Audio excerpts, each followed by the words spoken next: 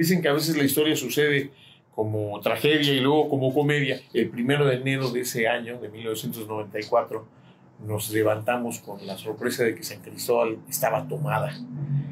Como nosotros nos estábamos envolando debidamente para recibir el año nuevo, supusimos que cuando referían a San Cristóbal como un lugar tomado, era porque también estaban bolos los coletos, pero no.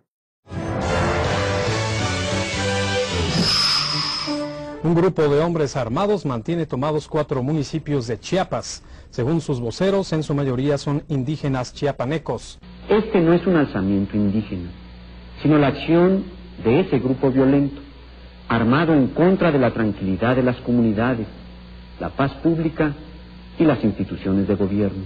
Muy bien, soy Carlos Dumán García, soy editor, escritor, bibliófilo, melómano y archivista. Y mi proyecto es hacer cosas para la cultura chiapaneca. En 1994 yo trabajaba como director del Archivo Histórico del Estado y a mi cargo estaba un proyecto de rescate y ordenación de archivos municipales de Los Altos, entre los que se incluía el de San Cristóbal de las Casas. El 1 de enero de ese año, de 1994, nos levantamos con la sorpresa de que San Cristóbal estaba tomada.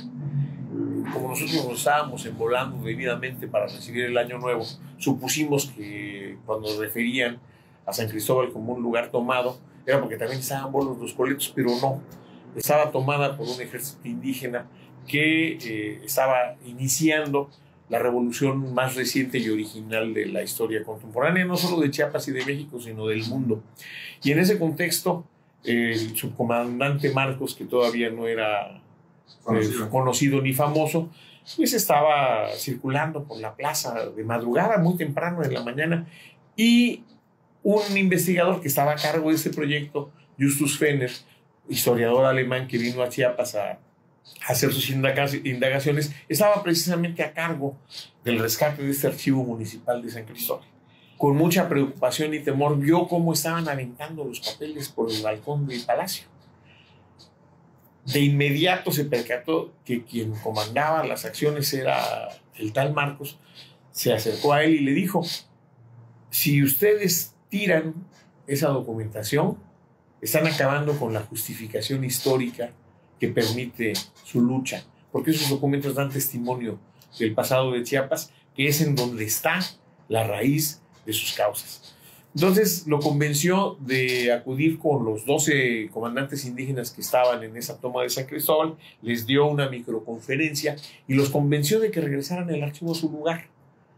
Los comandantes pusieron su huella digital o su firma, 2 guardias armados en la puerta, y así se logró preservar ese archivo, que sigue siendo uno de los más valiosos de Chiapas, con sus más de 1,500 cajas que contienen información documental desde 1841 hasta 1990 en lo que se refiere a la documentación histórica. Entonces, esta acción de Justus ha sido una de las más relevantes en lo que tiene que ver con el rescate de la memoria colectiva de Chiapas. Yo tuve la fortuna, dicen que a veces la historia sucede como tragedia y luego como comedia, y a mí me tocó la oportunidad de repetir esa escena frente a los macheteros de Atenco.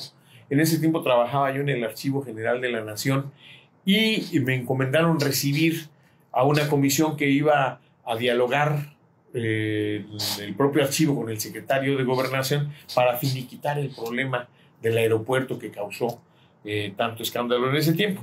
Y entre quienes estaban ahí, a alguien se le ocurrió prender una fogata en la puerta del Archivo General de la Nación. Y ante la ausencia de mejor argumento, le dije exactamente lo que Justus le dijo a Marcos: si se incendia este archivo, no estás incendiando algo ajeno a tu lucha, porque de ahí viene también la justificación de lo que ustedes están haciendo ahora, de la reivindicación de sus derechos. Entonces, creo que eso es un ejemplo de cómo la memoria colectiva no tiene una función exclusiva para los historiadores o para la gente que analiza y examina estos temas, sino para todos. Un pueblo sin historia es un pueblo sin presente y un pueblo sin futuro. Entonces, ese es el valor de los archivos públicos.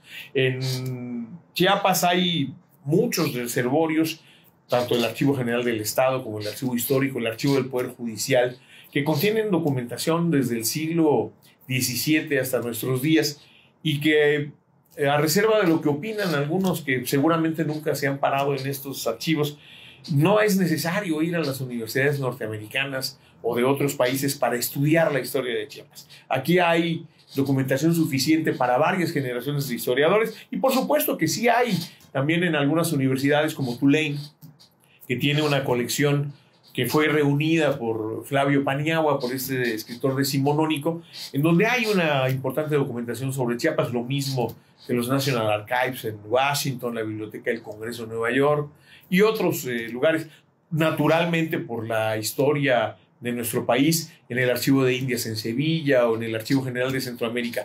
Pero en Chiapas tenemos una memoria colectiva que está depositada en distintos reservorios y cuya utilidad social se ha proyectado a partir de proyectos de rescate y ordenación que iniciaron en 1950, cuando el entonces gobernador Francisco J. Grajales nombró al ingeniero Fernando Castañón como el primer director del Archivo General del Estado.